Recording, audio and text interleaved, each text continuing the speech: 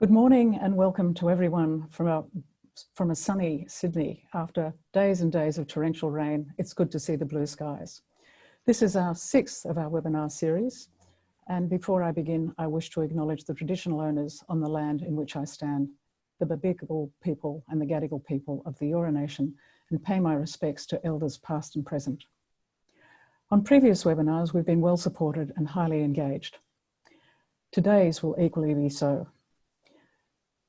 We thought life was progressing back to the so-called new normal, but then came the spike in Victoria and a looming one in New South Wales.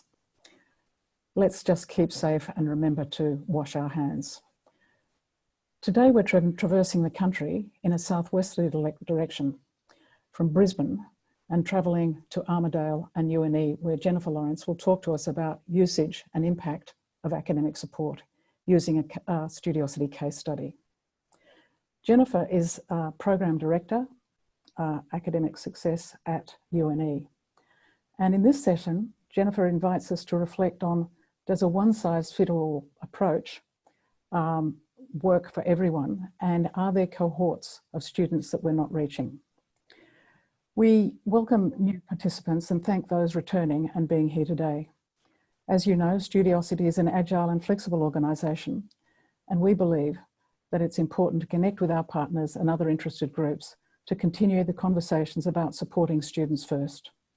Our response has been a suite of webinars, and these have had uniform positive responses from people, and the questions that have been asked at the end have been thoughtful and reflective and have really created the beginnings of a good conversation.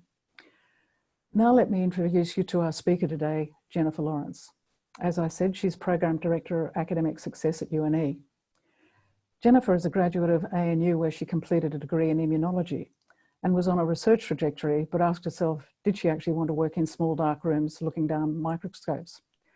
Luckily for students, teaching became her vocation. She's taught science at Stromlo High School in the ACT and became head of department. She was poached into the higher education sector to run a common first year program at the University of Canberra, and was then recruited to UNE to run transition programs. She's well versed in presenting webinars, and last week was involved in one in the UK for Universities UK with over 900 participants. So Jennifer, may I invite you to start your presentation, and we look forward to listening to your insights and your achievements. Thank you. Thank you, Judith.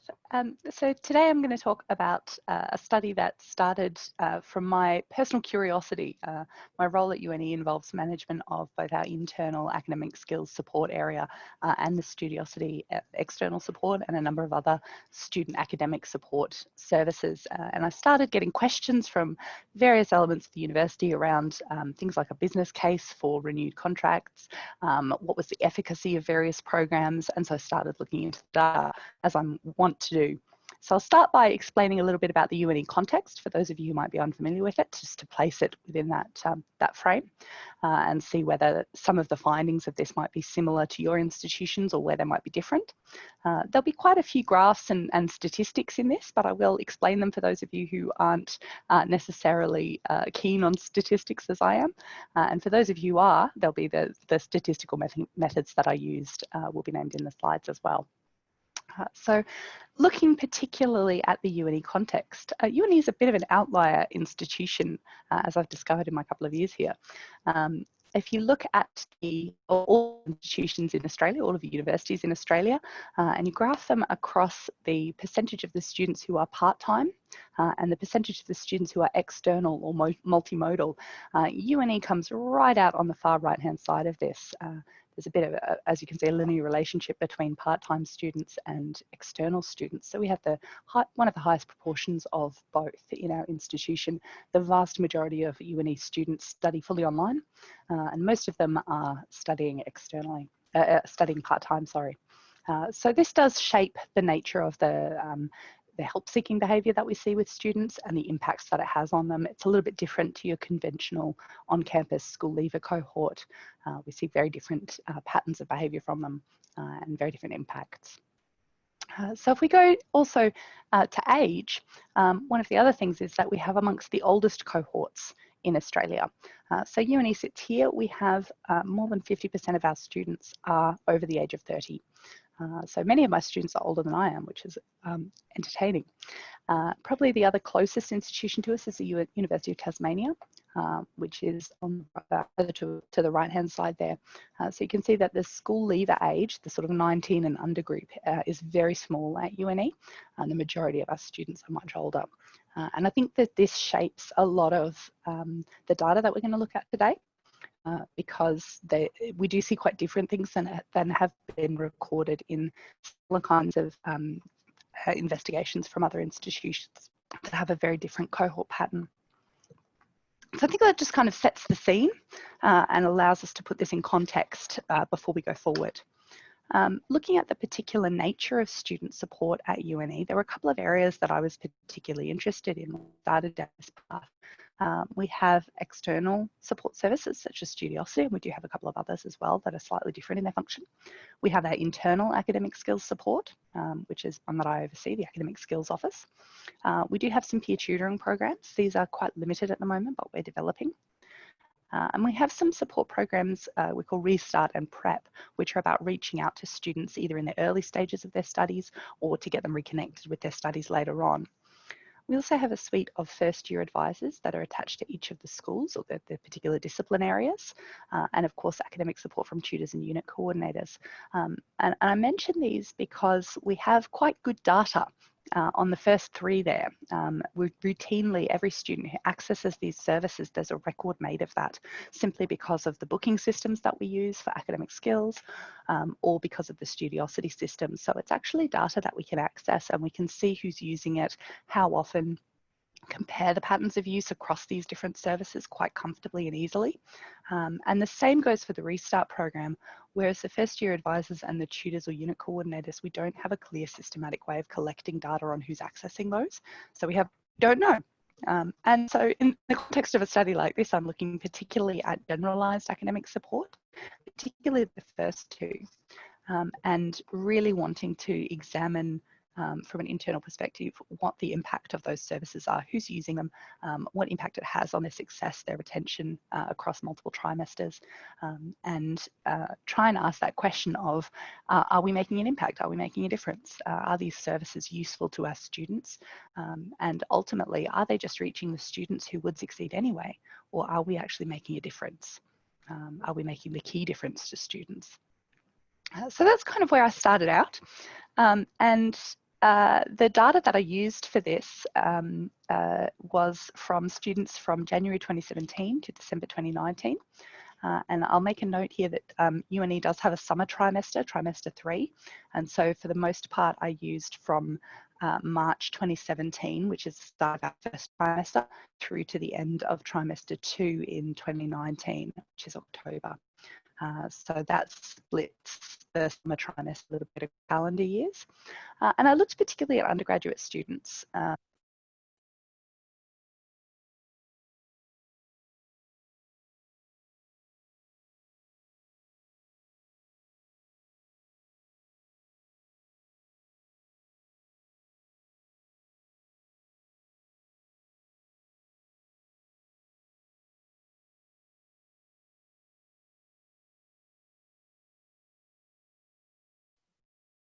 Jennifer, it looks like we might have lost your audio.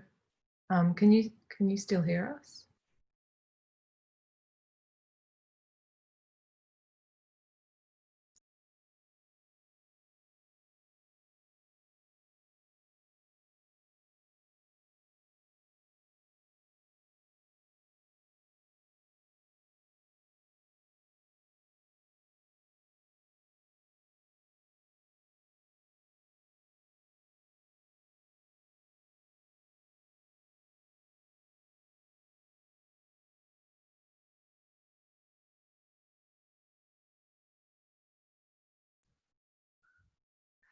Jennifer, your headset's not working. That's okay, might need to just restart it or something. Better? I think you're back. There we go. Okay, something went wrong with my headset. Go back about, it's okay. Just go back about 2 minutes of talking. Oh, okay. To the beginning of this slide? I think when you started talking about undergraduate students. Okay, cool. So I was looking particularly at that cohort. We have a very small proportion of HDR students at UNE. The majority is undergraduate and postgraduate coursework. But for this one, when I was looking at this data, I was looking particularly at undergraduate students. So I used data drawn from a number of sources and then linked them together using the student ID and email address. And that gave me a total of about 35,000 students over that period of time and 100 plus thousand student trimester enrolments. So it's a very large data set, which was quite exciting because you can be much more certain with a large data set.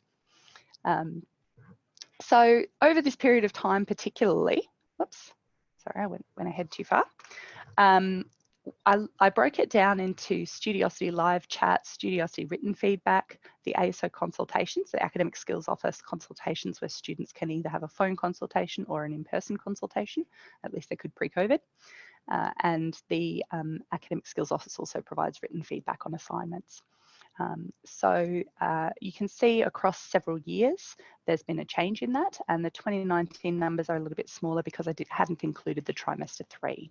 So it's worth being aware of. So this is just a sense of the size of the cohort that I'm looking at and the number of students involved who've accessed these support services. There was a much higher proportion of students who hadn't accessed support services, and we'll look at the differences between them. So one of the first things I noticed when I was looking into this, and the first thing that really caused me to go down this road was when I looked at the data, I noticed that there was only a very small group of students who accessed both services. So generally, students either access Studiosity for help or they accessed our Academic Skills Office. They didn't tend to use both. And you can see there the ASOs in blue and Studiosity in green, and the dark green in the middle is the overlap. So it's a much smaller proportion. It does vary a little bit over the years. But generally students picked one and stuck with it. And I actually went further into this and looked at whether or not students were changing from trimester to trimester, and they tended to stick with one. In the first trimester of study, they might shop around a little bit, and then after that, they tended to stick with one particular service. And that was really the first point of curiosity to me. I wanted to know why that was. What was it that was influencing their patterns of seeking help from different support services? Was it pragmatic reasons? Were they feeling like one was more accessible to them, or was there some other feature that I hadn't realised? And so I delved into the demographic data behind this and looked at which groups of students were using particular support services. And generally, we had a greater proportion of students seeking help each year as awareness grew. And we think that this is because we brought Studiosity in just prior to 2017. And as we advertised, particularly to the commencing cohorts during orientation, their awareness of the service grew as they progressed through the university. So with each subsequent year, we had a higher proportion of students who were aware of that service. So I even looked at things like, were international students or domestic students more likely to start seeking help? And we found essentially that international students were much more likely to seek help from the Academic Skills Office than from the Studiosity service. They tended to want that in-person contact. They tended not to book phone appointments or online appointments with the Academic Skills Office. They tended to go into the office and book an appointment that way. But the domestic students were most likely to use the Studiosity written feedback service. So you see that difference between the domestic and the international cohort. All modes of students, so online, on-campus students, were much more likely, they were most directed towards the Studiosity written feedback, so they really wanted assignment feedback. But the on-campus students were much more likely than the online students to be seeking help from the Academic Skills Office. So I think that's about proximity and awareness. Because the Academic Skills Office are physically located on our campus, the on-campus students are more likely to seek help from them than the online students. The other factors that I noticed, the non-mature students, so the more school leaver age group, were more likely to seek help than mature students overall. The mature students tended not to engage with support services so much. Mature students were more likely than the non-mature students to see the Academic Skills Office, but both were more likely to access the Studiosity written feedback than the Academic Skills Office. So we see these subtle differences in the cohorts emerging. The commencing students, again, were much more likely to seek help than continuing students. So students are much more likely to seek help in their first year and then less likely after that as they get more confident. And that last one, again, is probably the result of the advertising, the way we advertise these support services to commencing students so they're aware of them. But I think it's also related to their level of confidence with university study. And again, only a very small proportion of these students were switching services between trimesters or within trimesters.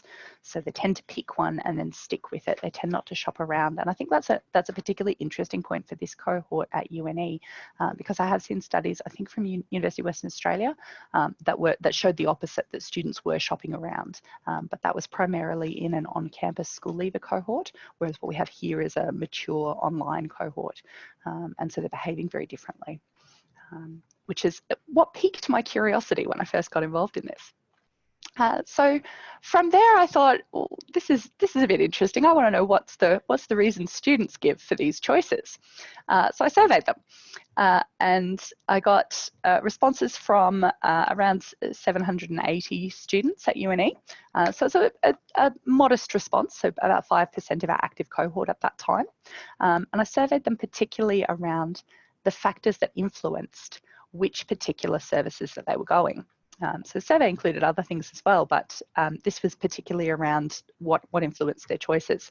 And the one that was really surprising to me was one of the findings at other institutions had been that if their friends are telling them this is a good service, you should go seek help here, then students would tend to act on that. Whereas with our mature online cohort who may not have friends amongst their peers in university study, they have friends outside that, friend recommendations were not really a factor for them, as you can see in the middle there.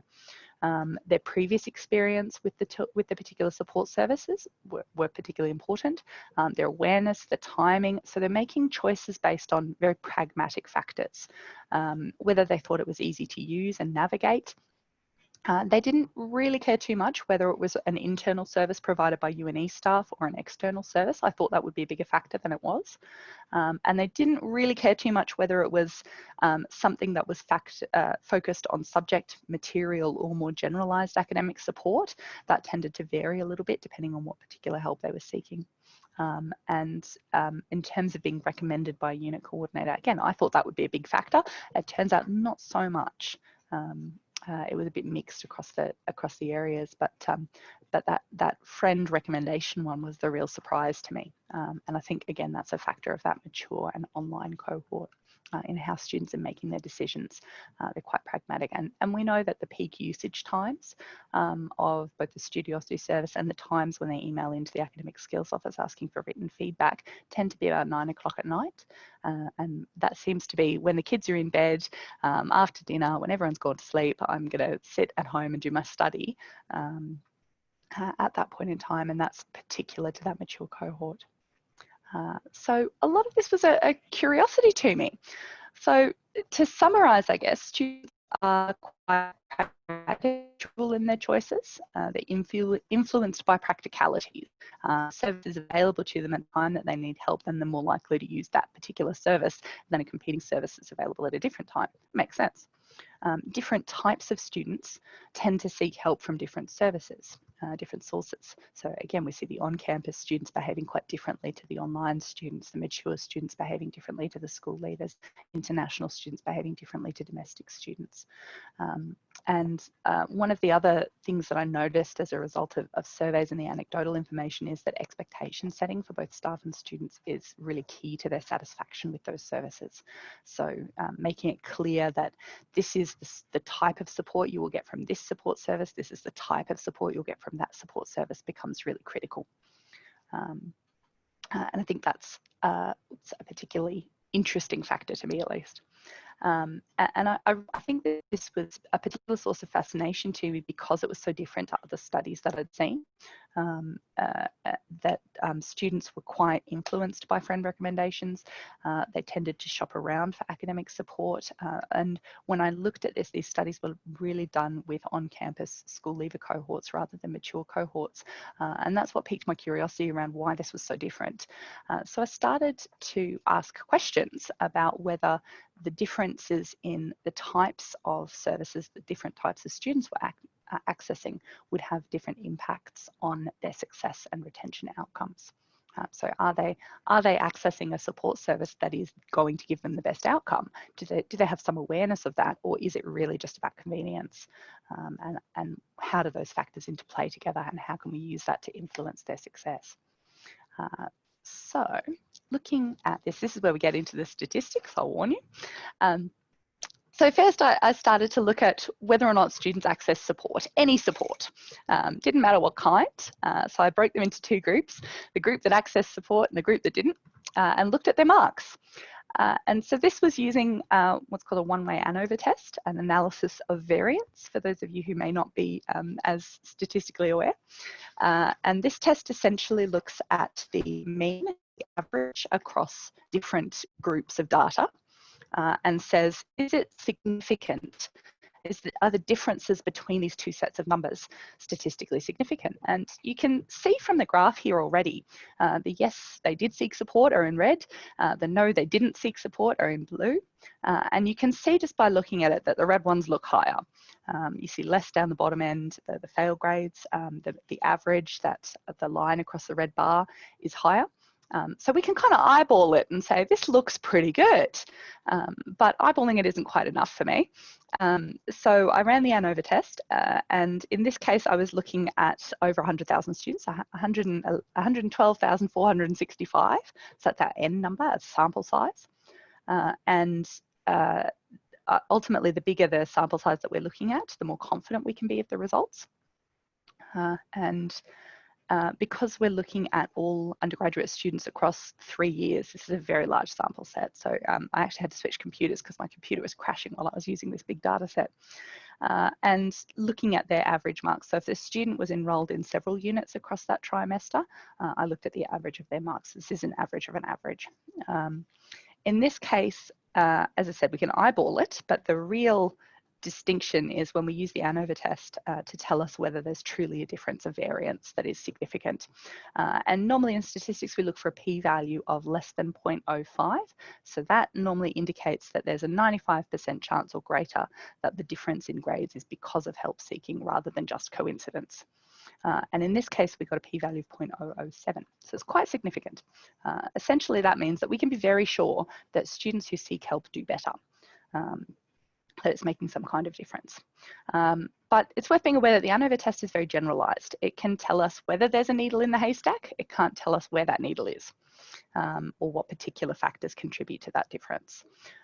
But one of the things that I was interested in with this is that that difference is quite consistent across the different trimesters. So from 2017 all the way through to 2019, we see that quite consistent factor of difference between the students who didn't and the students who did seek help. So we know that seeking help tends to be associated with doing better academically. We can't say that it's caused by that, but we can say that there's a correlation. So from there, of course, I wanted to go further. I wanted to see, are there particular support services that lead to particularly better outcomes? Is there one support service over another that is going to really make the difference for students? Or is it just anywhere they seek help from will help them? And so I ran this this time, but categorized by the particular support service. And I did distinguish this. We did have some students who sought help from multiple services. So you'll see here, I've started on the left with students who sought help from every possible service that was available to them. And it's quite a small group because I said they don't tend to shop around. This was a very, very small cohort in that first column. And then the ones who sought help from 3 services, the ones who sought help from both types of ASO support. So they went in for an appointment and they asked for help on a written assignment. And then I looked at students who I've called it both chats. So they accessed Studiosity live chat, and they also booked an appointment with the Academic Skills Office, but they didn't ask for written feedback on an assignment. So you can see here, and then on the right hand side, it's the ones who only sought help from one particular service, and the biggest group of those was the Studiosity written feedback. It's the largest cohort, and then the middle in blue is the ones who didn't seek help anywhere. And so then, you know, eyeballing this graph, it looks pretty variable. You know, the numbers are kind of all over the place. They're positive and negative. There's no real clear outliers, except perhaps the group that sought help from every available support service. They all of those students passed, but it is a small group. We have to remember that that group, I think off the top of my head, was less than 30 students. So I wouldn't call that anything significant. But the high degree of variability that we can see just visually gives us a bit of an indication of the results to come. So in the previous group, it was pretty clear that students who were seeking help had higher marks than those who didn't, whereas in this one, it's a huge amount of variation. And when I went further, I ran the ANOVA test again, which again compares, is the difference in the averages across those groups statistically significant? And it wasn't. So essentially we have the lowest p-value here was 0.8, which is not significant. So normally, again, a p-value of less than 0.05 is statistically significant. These ones weren't, they were all over the place. So essentially that says different types of support show mixed impacts. We know that students who seek support are more likely to be successful. It's positively correlated, but particular kinds of support aren't particularly making the difference there. It's just if they seek help, they do better. It doesn't really matter where they seek help from. And that, I think, for me was really impactful. I think there's a lot of conversations that take place at institutions around different types of support, particularly internal or external support. And what we're seeing here is that they don't tend to matter. That the impact on student grades particularly will be consistent across those. If they're seeking help, regardless of where from, then they will do better. Looking at this, there's no particular indication that specific support services go better. So I think that this is an interesting one for me going further into this. If I was to do a full research study in this, the next step would be to examine if particular types of students, perhaps separated by demographic factors, get better results from particular types of support. You know, perhaps if you're a mature first-in-family student studying business, the writing support offered by Studiosity would be more likely to lead to your success than booking your appointment with ASO. Maybe. I haven't yet gone that far, but I hope to, because that would allow us to then tailor our recommendations around particular types of support to particular students, particular groups of students. So I haven't done that yet, but that's, for me, my next step. But the place I did look next is retention. It's a high topic a key topic on a lot of our minds. It's a key, I guess, question from governments around whether we're retaining our students. And one, I looked not specifically at unit level retention within a trimester. I looked at whether students who had accessed support or not in a particular trimester were still enrolled in a unit the next trimester. So were they progressing from trimester to trimester?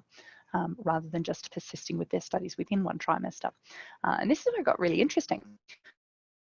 So looking at this one, I will say a caveat, because our trimester 3, our summer trimester, is a sort of less significant trimester. There are many students who skip that one because they have summer jobs, particularly those who work in agriculture, which is a significant area for UNE.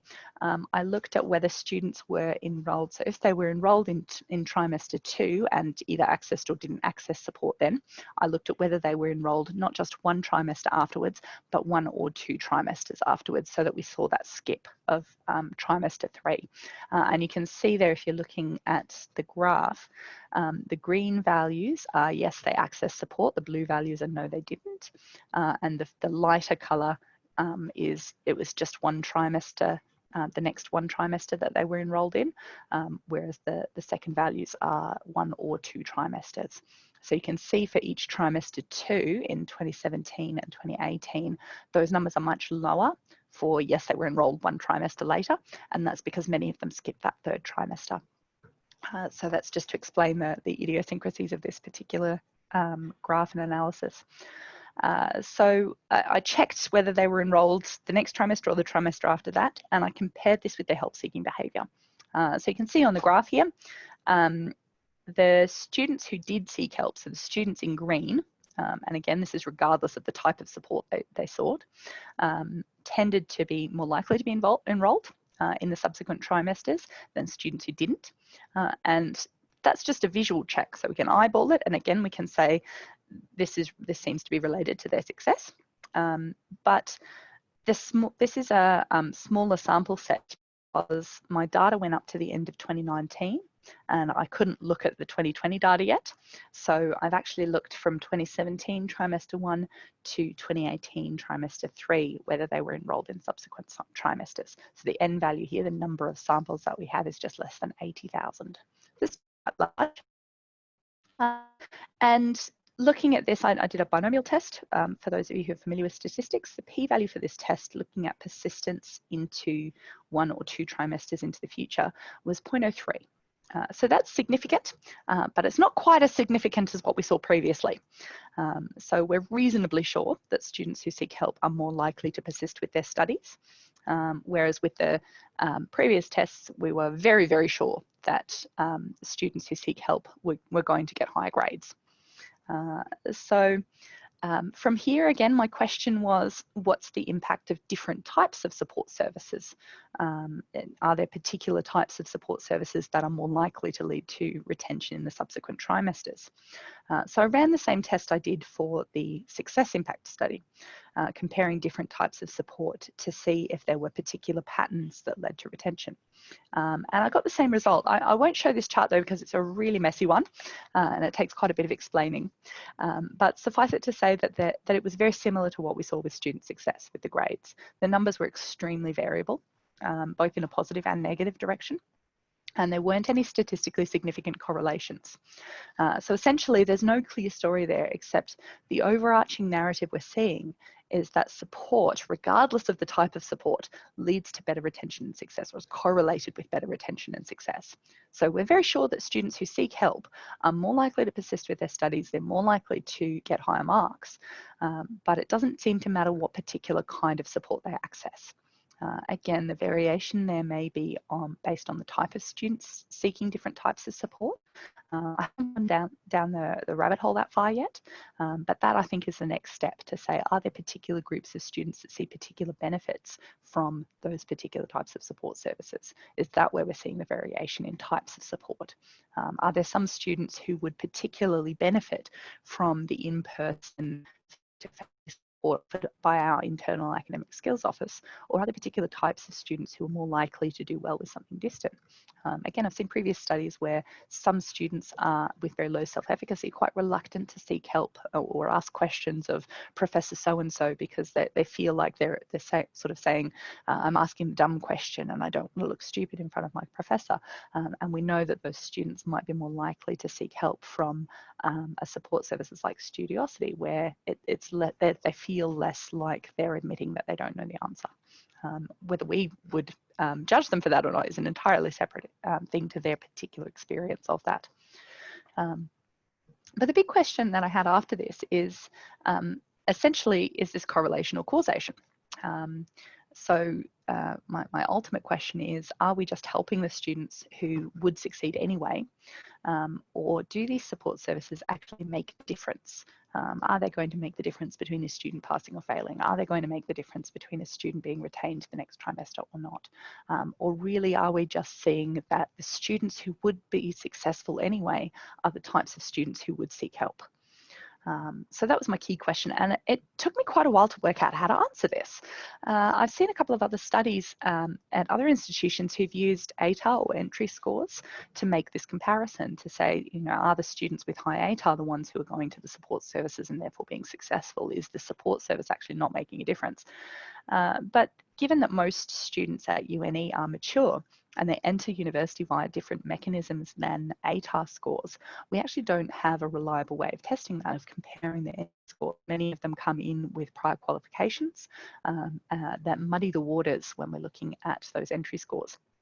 I did consider just looking at students who entered with ATAR, so excluding the mature age students, and comparing those who saw support to those who didn't.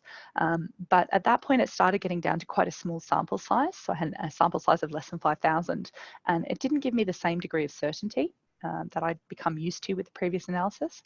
And it also occurred to me that I'd be counting out UNE's most significant cohort and potentially ending up using those findings to make decisions about support for the majority cohort, which are based on the minority cohort's data, which would be a risk. So in the end, I started comparing across different trimesters of their study.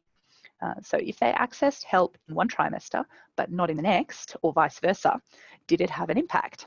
So that's the way that I sort of compared. If we're looking at the same student, we have the same students' inherent capabilities, the same students' other patterns of behaviour, patterns of engaging with their units and so on. But we can actually distinguish times when they sought support versus times when they didn't. So that allowed us to start to answer this question. And the data I got was really interesting, as is all data.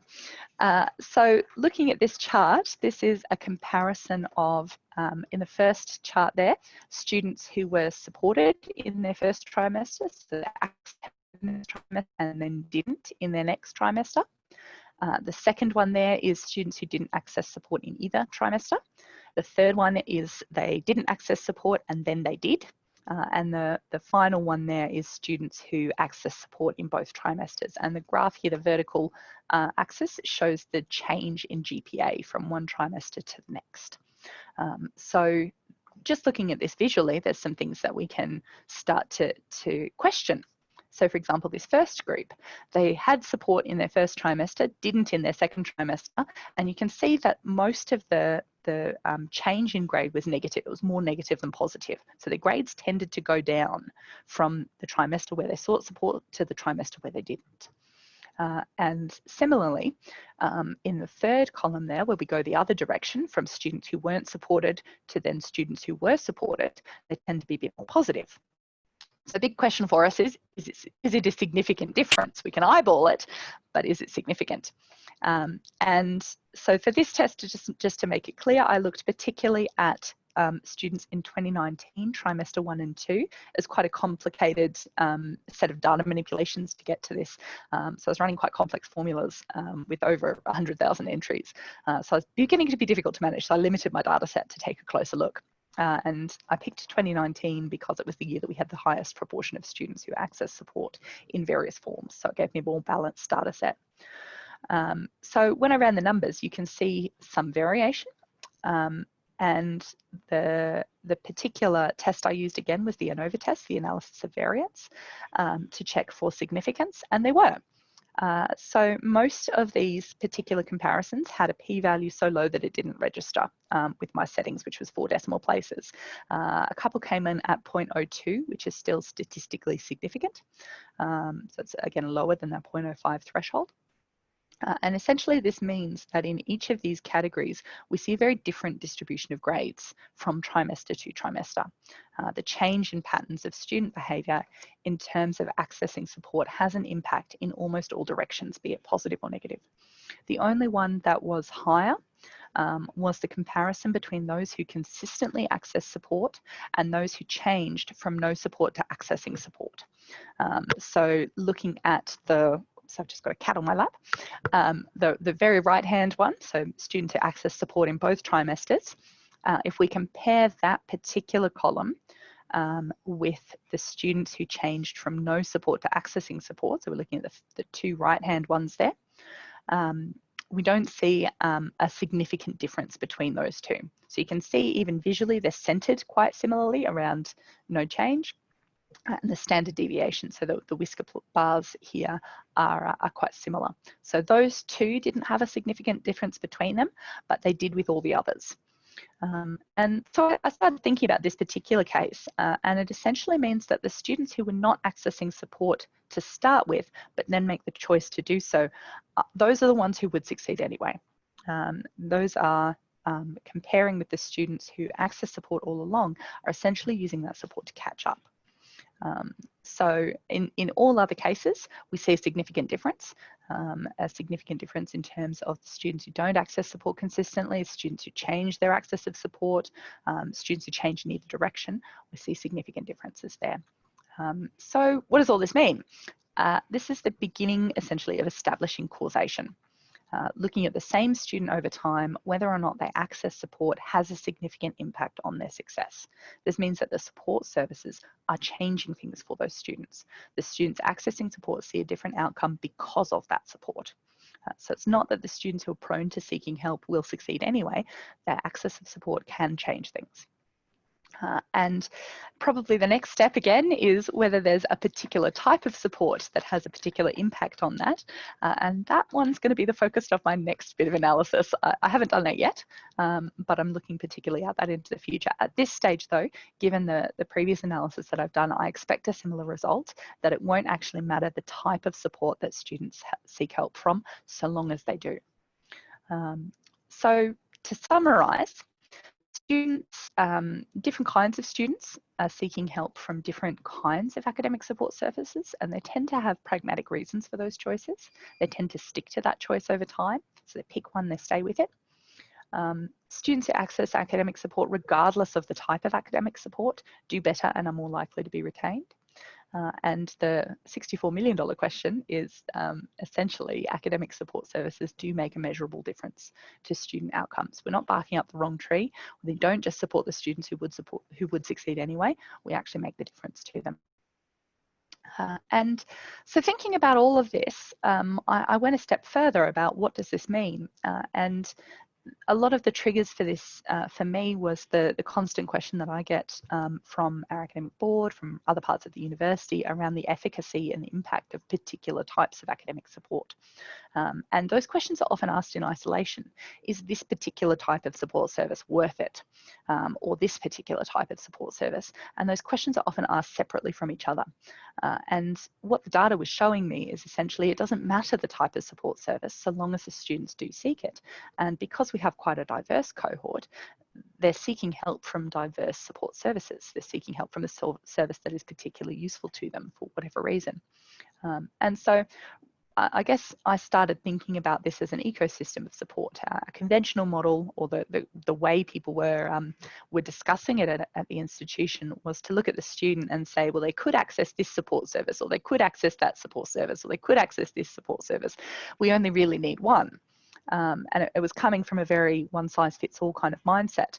And that didn't really fit with the data that I was seeing. So I started proposing a slightly different model, what I'm calling an ecosystem of support services, to say, essentially, we have lots of different students of different types with different needs, and we need support services that are just as diverse as our student cohorts. And rather than asking whether a particular type of support is effective for the overall student cohort, we should be looking at the balance between components in our ecosystem and whether we have gaps in that ecosystem. Are there groups of students who are sitting out to one side and they don't have a type of support that is suiting them? And really we need to make sure that we have that rich ecosystem so that students can find the one that works for them for all of the pragmatic reasons that they're choosing. So we've taken a journey through statistics, coming to an end, my last slide, and we have an opportunity for some questions in our last 15 minutes.